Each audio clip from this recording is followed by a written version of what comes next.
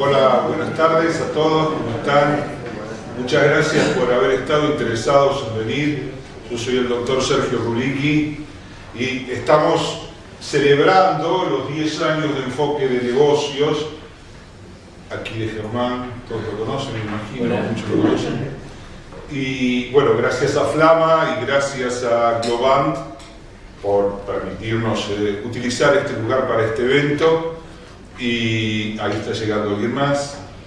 Y bueno, quería empezar lo antes posible. Como ven, ustedes tienen, bueno, mi currículum y tienen también un temario ampliado de lo que vamos a ir viendo, por si ustedes no lo vieron. La idea es arrancar, que yo les cuente todo lo que preparé para contarles. Algunas cosas tienen que ver con mis investigaciones actuales, con lo que estoy investigando actualmente. Y si les parece, arrancamos.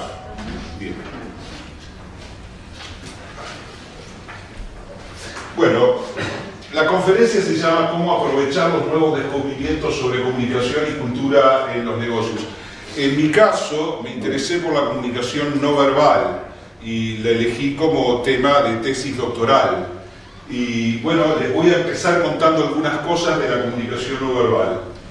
Bien, todo arranca con Darwin, como muchas cosas en la ciencia, en el desarrollo de la ciencia en Occidente arrancan con Darwin. La comunicación no verbal también arranca con Darwin, con un texto de 1872 que se llama La expresión de las emociones en el hombre y los animales. Se le ocurrió comparar y propuso algunas hipótesis de las que vamos a conversar, que ya están demostradas, y vamos a ver cómo esto que propuso por primera vez Darwin en este libro hoy forma parte de Deep Learning, inteligencia artificial, reconocimiento computacional de emociones, todo eso.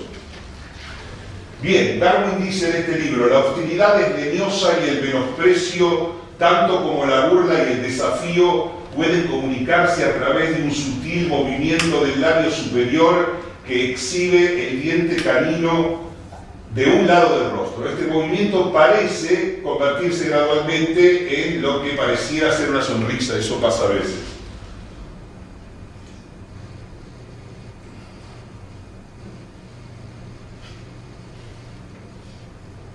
El sentido de esta expresión es llamar la atención sobre el diente canino.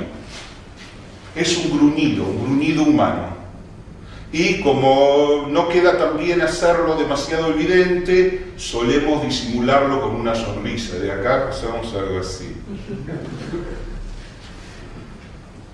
Bien, David Fromm es el segundo hito en la comunicación no verbal y es importante incluso especialmente para nosotros, porque era argentino, nacido en Entre Ríos, en una colonia del barón Hirsch, Roche Pinat. Este señor David Fromm se va a estudiar a Columbia, en Estados Unidos, en Nueva York, con un gran antropólogo, y ahí hace su tesis doctoral, Gesto, Raza y Cultura, en inglés se llamó Gestures and Environment. Y en este texto tan fundacional de la disciplina, él estableció 4 categorías que no han sido superadas. Es la taxonomía del campo más perfecta que existe, nunca a partir de este trabajo se pudo cambiar, tuvo sentido cambiar. Todos los actos no verbales que podamos realizar se dividen en 4 categorías. Pueden ser emblemas, un ejemplo de un emblema todos conocemos, puede ser, ya lo vamos a ver, el dicta a grappolo en napolitano, dedos en racimo. ¿Qué significa poner los dedos en racimo? El zoólogo Desmond Morris, quien fue durante 20 años director del Zoológico de Londres y un gran especialista, investigador y descubridor de muchas cosas en comunicación no verbal, lo asocia con el hecho de que el primate humano, el Homo sapiens, es el único dentro de los primates que tiene un pulgar completamente oponible al resto de los dedos. Y esta es la base de la motricidad fina. Si no pudiéramos hacer esto, no hubiéramos podido, por ejemplo, coser. Y digo coser porque coser fue una gran invención ya que las pieles cosidas representaban un gran avance en términos de abrigarse y de esa manera poder acceder a territorios mucho más fríos. Otra forma de realizar el gesto es esta, que va a aparecer también como, por ejemplo, un ilustrador de precisión. Precisamente cuando la gente da un dato que considera exacto, suele inconscientemente acompañarlo con este gesto. Tenemos reguladores, que son gestos y posturas, y también indicadores paralingüísticos.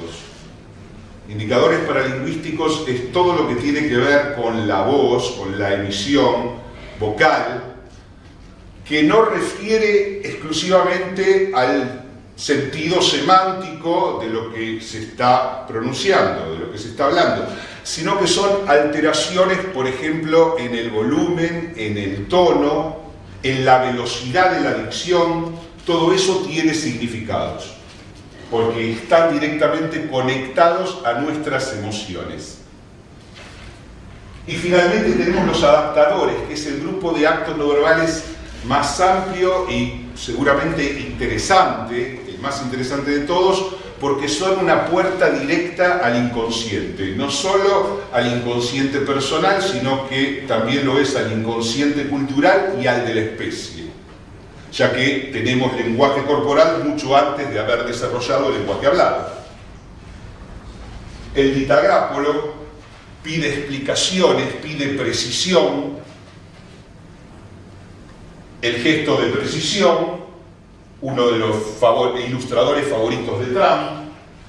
Este es otro, la garra, también es un ilustrador, es un ejemplo de ilustrador y tiene que ver con atacar un tema con decisión. Tiene un tono más agresivo y es típico de ciertos personajes políticos, como dictadores, etc. Bien, un gesto de tomar medidas, un ilustrador de medida, que en el caso de la Argentina es sinónimo de la medida de un pocillo de café, y por eso quiere decir un café, pero tiene que ver con tomar una medida, y si uno rota el gesto, lo convierte en tomar medidas. Iba a ser un chiste de ajuste, ¿no? Tal vez. Dije, no hagas tantos chistes hoy que no los conoces. Bien. Este es un regulador. La categoría de reguladores, que no la mencioné antes, es muy interesante porque tiene que ver con la distribución de los turnos del diálogo, con una negociación que tenemos con las personas con las que entablamos conversaciones.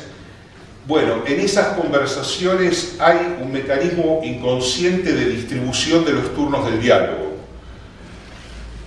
Si yo estoy escuchando a alguien y me tapo la boca, como en este caso está haciendo George Clooney escuchando a Barack Obama, y lo hace además de una manera muy especial, y está prestando atención, esto significa que no tiene la intención de hablar. Podría hacerse de esta manera también.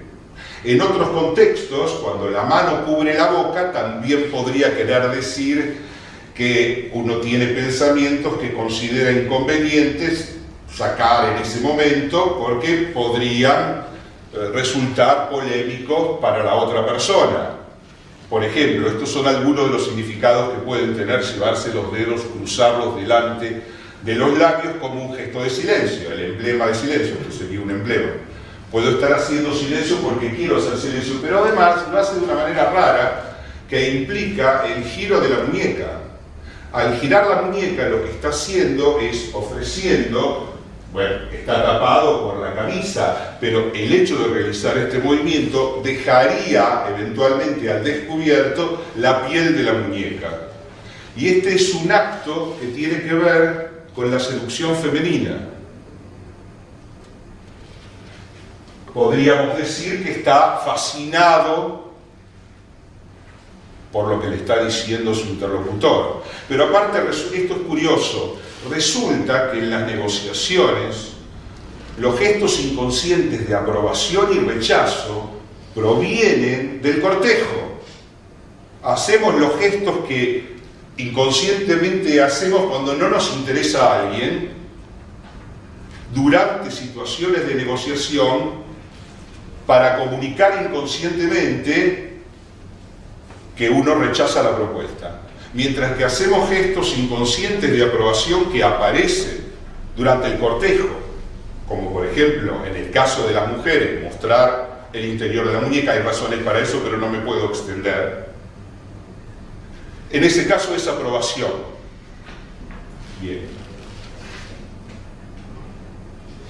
Este es otro adaptador muy interesante, porque en los momentos en que sentimos que hemos sido atrapados en algo que nos pone en un lugar que no está bueno, está mal, para decirlo correctamente. Porque vieron, ahora de repente lo bueno y lo malo se confunde con lo estético. No está bueno. No está bueno que no es lindo, no queda bien, no combina.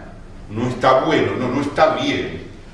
Cuando agarran a alguien en algo que no está bien, si llegara a sentir un altísimo grado de vergüenza, bochorno, lo que llamamos bochorno, que es sinónimo de un gran calor. Bueno, precisamente es así, está lexicalizado esa situación porque ocurre una subida de temperatura corporal muy fuerte, un pico de temperatura corporal. En ese momento se produce transpiración, se produce vapor de tan fuerte que es el bochorno.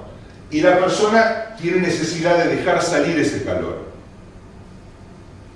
Por eso el estiramiento del cuello de la camisa podría ser una polera. Este es Armstrong, ¿se acuerdan el ciclista? Bueno, conocen la historia. Bien, acá tienen otros adaptadores. Mientras Trump habla, Hillary se toca 2 veces la nariz de manera diferente. En la primera ocluye el canal olfativo. ¿Qué significa esto? Que algo huele mal. Esto me huele mal, no estoy de acuerdo, rechazo lo que el otro me está diciendo.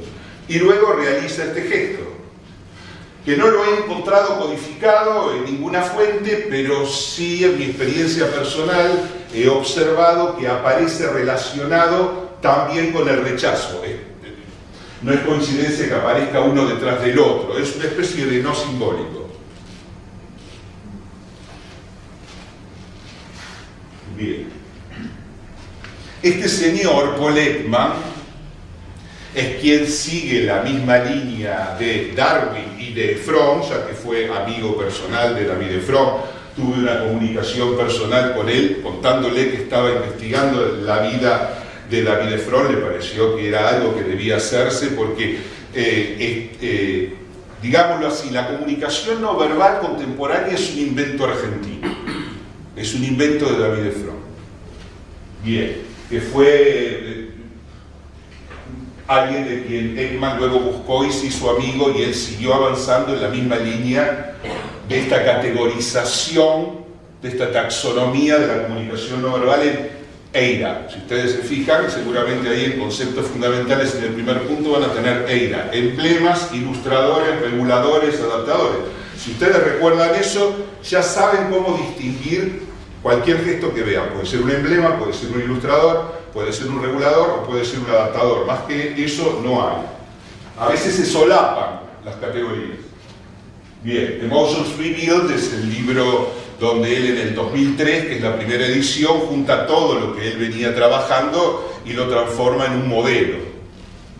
Acá lo tenemos en Nueva Guinea en el 67, porque parte de sus investigaciones estuvieron basadas en estudiar a culturas ágrafas, culturas sin escritura y que habían estado aisladas del contacto con occidentales, para ver si, mostrándole fotos de occidentales a quien prácticamente no habían visto nunca, podían reconocer las mismas emociones que reconocían en ellos mismos, en la vida cotidiana. Si podían decir qué le estaba pasando a esa persona, aunque no fuera de su tribu. Y las congruencias fueron prácticamente totales respecto de 5 fenómenos afectivos básicos. En realidad yo le puse ahí como concepto fundamental satiar, S-A-T-T-I-A-D.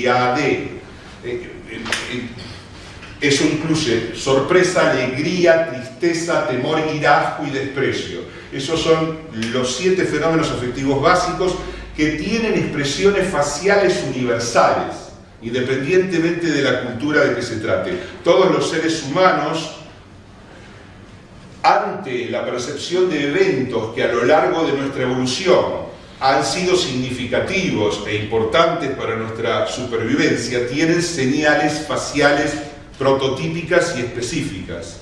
La alegría está relacionada con el compartir, sobre todo la comida, o, por supuesto, las relaciones más íntimas y la amistad. La tristeza con la pérdida, el temor con la amenaza, la ira con la superación de obstáculos, lo cual puede implicar agresión, pero el guión evolutivo es la superación de un obstáculo y la agresión. Pero no necesariamente podemos sentir ira cuando algo no nos sale y de ahí viene la frustración, etc. Asco y desprecio. El asco nos protege de algo que nos puede hacer daño, aún en muy pequeñas cantidades. Algo que puede ser tóxico, una planta venenosa. Y el desprecio, y son 7, no 5, son 7 porque este es un grupo ampliado, de las 5 que constituyen el canon aceptado por todos los investigadores, no solo del campo de la comunicación no verbal, sino de otros campos. En fin, se acepta que tristeza, temor, ira y asco son los 5 fenómenos afectivos básicos. Ekman lo amplía a sorpresa y desprecio porque también tienen expresiones faciales universales. De hecho, ante la percepción de un evento que replica las características de ese evento evolutivo, se pone en movimiento, se desencadena un programa genético que activa ciertos músculos faciales específicos para producir determinadas expresiones. Esto es previo a que tuviéramos lenguaje hablado y es compartido por otras especies. Ahí tenemos algunos de estos fenómenos. En el primer caso, ¿qué dirían? ¿Qué es? Miren, uno de los mejores caminos para aprender comunicación no verbal, sobre todo esta parte, es replicar la expresión y ver qué evoca dentro nuestro esa replicación. Desconfianza. Interesante, la emoción no sería desconfianza, en la desconfianza ya hay un proceso evaluativo que te lleva a concluir que no te podés arriesgar con algo o con alguien. Esto es ira. Pero el no poder creer en otros causa ira. La desconfianza en el prójimo, como por default, causa ira. ¿La duda te puede causar ira? Sí. De hecho, las mismas expresiones muchas veces son interpretadas como duda cuando son expresiones emocionales de ira. Y las personas expresan cuando sienten dudas como si estuvieran sintiendo ira, la misma expresión. Asco y algo de desprecio probablemente acá, observen. Asco puro. Sorpresa, observen que la mandíbula inferior está relajada. Tristeza, alegría, temor, correcto. Una de las diferencias clave es que en el temor la mandíbula inferior no está relajada, no cae por su peso, como ocurre en la sorpresa, sino que se tensa. Todo esto dio lugar al Facial Action Coding System, que es un modelo que desarrolló Ekman, Ekman y Friesen, igual a Friesen, tomado originalmente de un anatomista sueco que había desarrollado los primeros pasos de este tema, lo retoma y lo lleva a un nivel de gran perfección. Este es un ejemplo del FACS, del Facial Action Coding System, donde cada movimiento está codificado. La unidad de acción 1 es la acción del elevador del centro.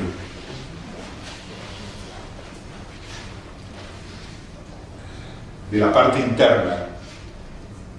Si es la parte externa, es la unidad 2, Outer Brow Racer. El elevador de la parte externa. Y así con todas las demás posibilidades. La unidad 11, por ejemplo, que es la profundización del surco nasolabial, es lo que se ve en el asco, se profundiza el surco nasolabial. Bien, y así con todo. Con cada una de las emociones, quiero decir, hay un mapa. Este es el primero más antiguo, es la versión original, la que yo tengo, pero de hecho el CD-ROM ya no me funciona. Pero hay otras posibilidades actualmente de utilizar el FAQ, por supuesto.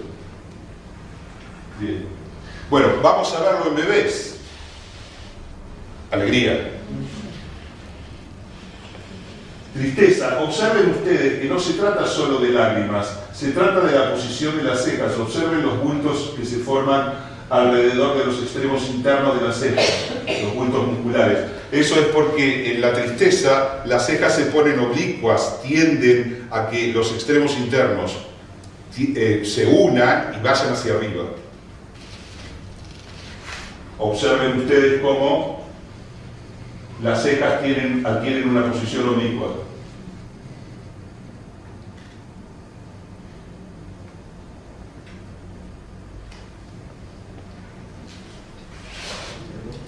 Temor. Tremenda esta bebé, a mí me encanta, es genial, es genial. Y asco, asociado a los sabores amargos o agrios, precisamente porque la mayoría de las plantas que pueden ser venenosas o de la comida en mal estado puede ser agria o muy amarga.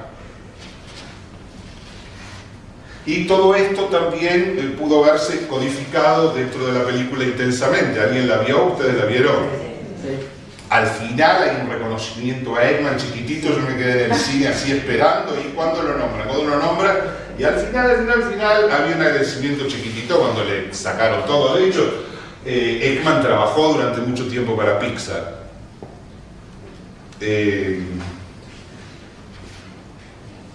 Bien. Pero además hay otra dimensión, que es la dimensión microexpresiva, que se da fundamentalmente como parte de un remanente expresivo que queda cuando actúa un mecanismo de represión defensivo. No quiero sentir esta emoción, o no me conviene sentir esta emoción. Al reprimirla, al intervenir un mecanismo inconsciente de defensa, puede quedar, en la mayoría de los casos queda, un remanente que puede durar una cuarta parte de segundo, y a esa dimensión se la llama microexpresiva, son microexpresiones. Y esto fue encontrado por primera vez por los doctores Haggard y Isaacs en 1966, y lo que ellos nos cuentan es que primero notamos la existencia de expresiones micromomentáneas, mientras escaneábamos películas, films de horas de psicoterapia, buscando por indicadores de comunicación no verbal entre el terapista y el paciente. Esa sería de qué emoción o sentimiento. Hoy se lo considera un sentimiento y no una emoción, pero esta expresión es universal. ¿Saben qué es esto?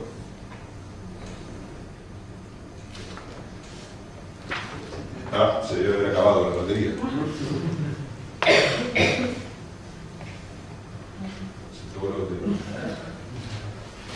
Ay, carajo.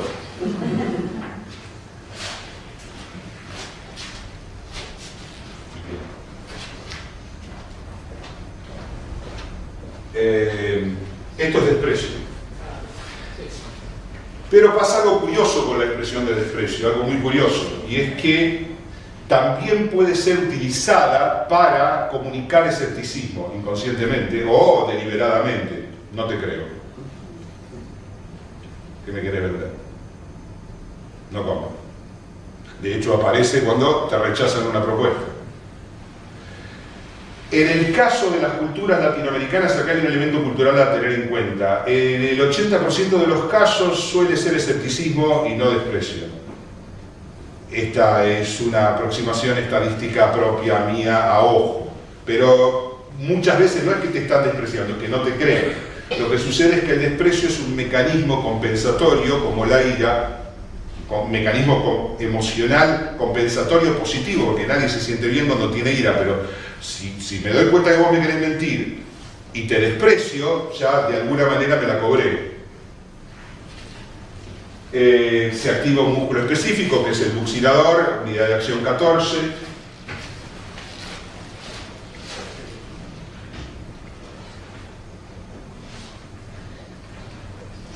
Bien.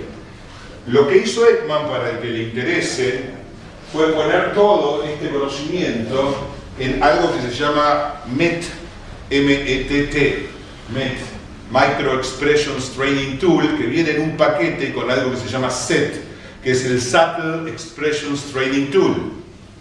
Se adquiere la licencia y uno puede practicar, y al cabo de un tiempo uno va subiendo de niveles y uno puede alcanzar lo que ellos llaman el expert level, que es estar por encima del 93% de acierto en la detección precisa de expresiones faciales de emoción y microexpresiones y expresiones sutiles.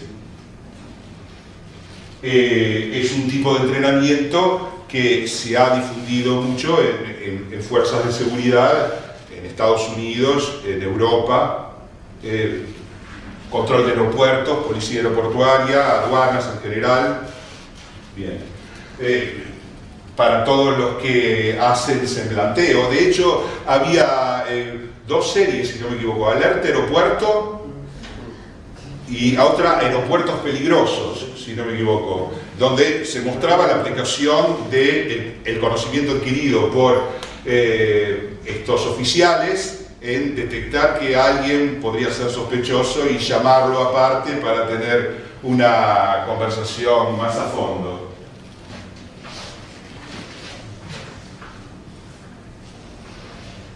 Bien, así es como se ve, aparece a distintas velocidades, uno lo puede setear a la velocidad que uno quiera, más despacio, normal o más rápido, y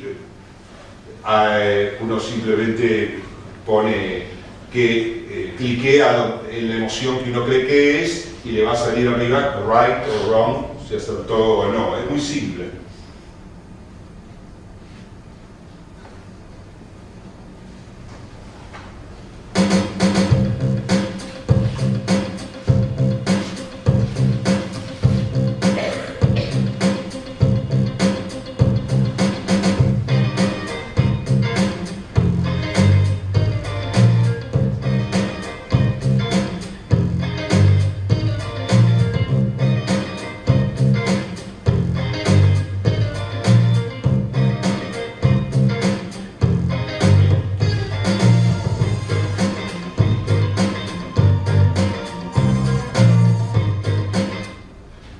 Dar entonces una idea de cómo funciona esto actualmente a nivel de los programas que existen.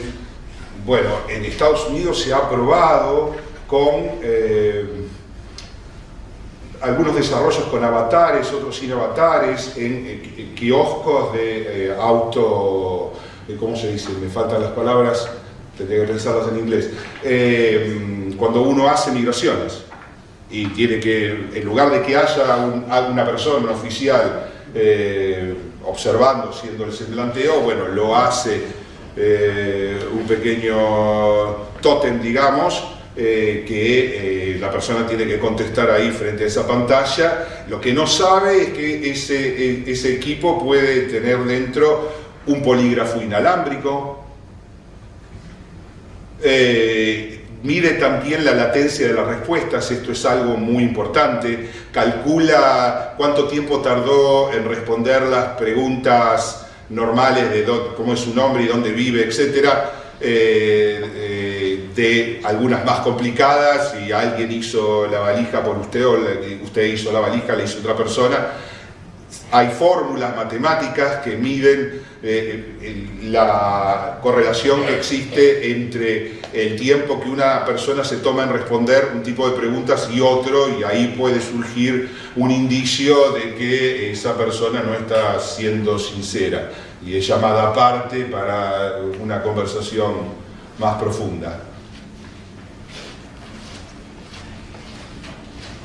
También estos sistemas pueden tener un eye tracker que mide además la dilatación de la pupila, ante qué pregunta se dilata o no la pupila de la persona que está frente a ese monitor.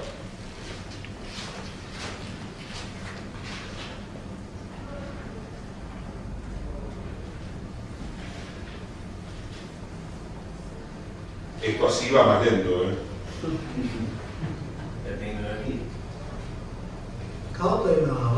Bueno, el MPEG-4, como ustedes ven ahí, es un estándar desarrollado por Moving Pictures Expert Group, que desde el 99 es un estándar internacional que se utiliza para estas cosas.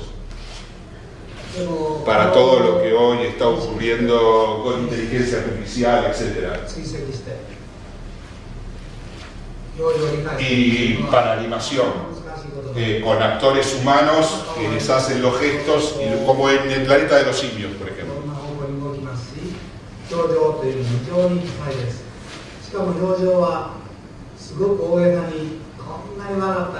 ¿Qué te dijeron del...? Se enchufa en una computadora. No es cambio de tipo. Y esto es interesante a lo que se ha logrado, pero también quisiera preguntarles, y que hay, mejor mirar ahí.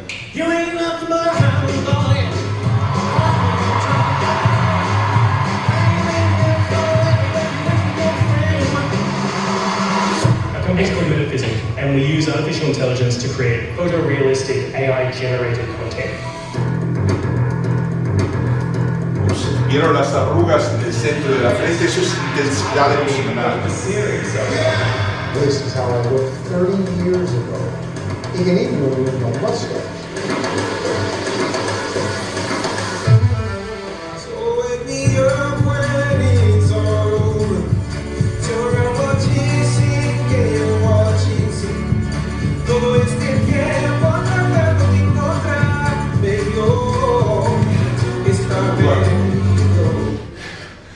¿Ustedes entendieron lo que canta? Ellos creen que está cantando en español, pero me parece que no, es una portuñol, algo extraño. Todavía hay mucho campo para desarrollar estas cosas. Este es todo un tema, porque si se fijan, tampoco resulta totalmente natural. Hoy en día está cada vez más cercano a la replicación de algo cercano a lo indistinguible entre un agente humano y un agente virtual. Pero hay diferencias. Menos mal.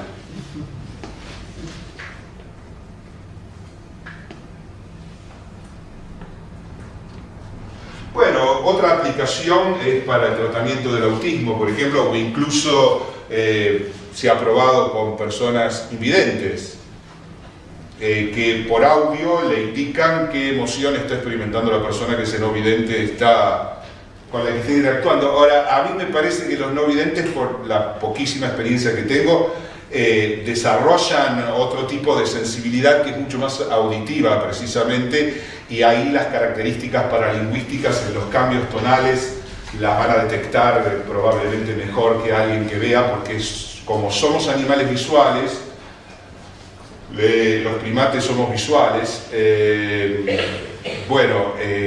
tendemos a dejar pasar mucho de lo que nos vendría muy bien prestar atención en términos de escuchar atentamente qué es lo que el otro dice. Y eso, si Dios quiere y llegamos a tiempo, está al final en el punto 5 de lingüística forense, para explicarle algunas cuestiones de lingüística forense. En 10 minutos volvemos a la normalidad. Bueno, me alegro. Mirá vos, ¿quién hubiera dicho que esto era lo que iba a pasar? Bien, hablemos, ¿qué hora es a todo esto? Porque voy re lento. 3:45. Integración de la comunicación verbal y no verbal. Bueno, acá no va a haber fotos, simplemente se los voy a contar. Hay algo que se llama psicología transaccional. Tiene varias autoridades, como Eric Berne, pero yo sigo a alguien que se llama Jay Haley. Jay Haley tiene un enfoque la psicología transaccional trata la comunicación, está muy basada en la comunicación, y trata la comunicación humana como si fuera entre cualquier primate, cualquier otro primate. ¿Y qué es lo que sucede en la comunicación entre primates? ¿Qué es lo más importante que tiene que ser resuelto, que tiene que ser dilucidado para que se pueda dar la comunicación entre dos primates? La cuestión del poder. ¿Quién está por arriba y quién está por abajo? O si circunstancialmente son pares. Porque entre los primates no hay paridad real, es coyuntural. La instancia de juego, la instancia de pareja, pero la mayor parte del tiempo estar por encima o estar por debajo es más estructural a la sociedad, tiene que ver con el rango, con la posición que uno ocupa, con el dinero que uno tiene, con el atractivo físico que uno tiene, con la edad, etcétera, con un montón de otras cuestiones, pero también se puede lograr estar por encima, proponer estar a la... o sea, que el otro te trate, proponer que el otro te trate como si no fuera superior. También vos podés proponer que el otro te trate como un par, o incluso podés proponerle al otro que sea tu superior, de acuerdo a qué actitud corporal tomás y también cómo usás las palabras, por supuesto, pero en esto se juega mucho el cuerpo. En la naturaleza hay básicamente dos tipos de posturas. Aquellas en las que se expande el cuerpo y se proyecta mayor tamaño corporal, y aquel en el que se contrae. Una es superioridad, otra es inferioridad. Una es agresión, otra es sumisión. Y de hecho, cuando dos animales pelean, el que gana pone al otro por debajo, físicamente, topológicamente, está por encima y el otro está por debajo. Es físico, pero también es psicológico. En lugar de la superioridad, estoy hablando de la comparación de estatus y de los estilos de comunicación, se puede ser dominante asertivo, que sería lo correcto, pero también dominante agresivo. Fíjense que la dominancia asertiva tiene que ver con el conocimiento y la autoridad, mientras que cuando aparece agresión ya sabemos que hay conflicto e inseguridad, o puede haber disciplinamientos. Hay un lugar en el que la agresión estaría justificada si se trata de una acción disciplinaria. Y legítima, por supuesto, legítima. Ahora, el lugar de paridad puede ser respetuoso en términos de proponer un trabajo en equipo en el que las diferencias de estatus se moderen para que nadie tenga miedo de hablar y de decir ideas tiene o presentar un problema, y ese suele ser un problema, porque nuestra cultura está regida por la historia mítica que no es tan mítica, es histórica. Matar al mensajero. ¿Se acuerdan en la película 300 cuando viene el emisario de Jerjes a decirle a los espartanos que venía el ejército? Iba a tardar 5 años en llegar, o 3. No era fácil movilizar un ejército, se tardaba, pero había un emisario que iba por delante, y si el emisario no volvía, el mensaje era obvio. De ahí viene matar al mensajero. Y lamentablemente esa estructura de matar al mensajero está muy amalgamada con nuestra cultura operativa. Nadie quiere que venga alguien a contarle lo que está mal, en principio. Que alguien se ponga en el lugar de estar abierto todo lo posible a reconocer las cosas que están mal es raro. Y las organizaciones suelen ser bastante fóbicas al respecto. Puede ser irrespetuoso el lugar de paridad, que es el amiguismo y la superficialidad, cuando alguien se te hace el amigo. Pongamos en el caso a algún vendedor que no sabe bien su oficio y que en lugar de hacer su trabajo se empieza a hacer el amigo. Empieza a tener un tipo de comunicación como si te conociera de toda la vida o algo por el estilo. Bien, eso es para mí respetuoso. Esa posición de paridad es falsa. Y en el caso de la posición inferior, acá hay dos cuestiones. En la sumisión hay conflicto, hay inseguridad, pero también puede tener con el protocolo la conveniencia. Ahora, también uno puede ocupar voluntariamente el lugar inferior para dar un servicio. Esa posición servicial nos vuelve a colocar en la posición superior cuando nadie nos obligó a hacerlo. Cuando alguien hace un favor, inmediatamente el otro queda en deuda. Bien, esto es lo que tenemos en términos de comparación de estatus y estilos de comunicación. Y estudiando diferentes referentes de la comunicación global, masiva, llegué a la siguiente fórmula. Yo la llamo la fórmula de los 3 tercios, porque son 3 tercios, superior, par, inferior. En situaciones habituales, un tercio, un tercio, un tercio. Un tercio de apertura, tratar al otro como alguien de quien uno valora lo que dice en pie de igualdad. Un tercio donde la propia experiencia y conocimiento, por ser mayor que la del otro, implica la necesidad de ocupar el lugar superior, porque es uno el que tiene el conocimiento y la experiencia. Y un tercio de inferioridad en el sentido de la servicialidad. Un tercio de posición inferior en el sentido de, por ejemplo, en términos organizacionales, gestionar para la gente que les sean mis subordinados lo que ellos no pueden gestionar hacia arriba porque no tienen el trato, no tienen los canales. Entonces, estar atento a las necesidades de quienes son subordinados para poder gestionar lo que necesitan. Ese nivel de servicio es parte de, en algunas teorías de liderazgo, de lo que debería ser un líder. En situaciones especiales, incrementar o disminuir cada estatus según la demanda del contexto. Si uno trata de hacer llegar un mensaje y el otro no lo recibe, y es algo que tiene que ver con las dinámicas de poder dentro de una organización y con que algo tenga que ser llevado a cabo, y bueno, quizás haya momentos en los que sea necesario ejercer algún tipo de disciplinamiento. Hay áreas donde esto es muy crucial, como la política. Uno de los momentos claves en los que Macri pierde poder fue cuando no disciplinó a Triaca, el ministro de Trabajo que tenía una empleada en negro. Si vos, como alguien que tiene el más alto rango, no ejerces algún tipo de disciplinamiento respecto de las transgresiones de tus subordinados, en política eso, para la mirada de todos los demás, representa una gran caída en la proyección de poder.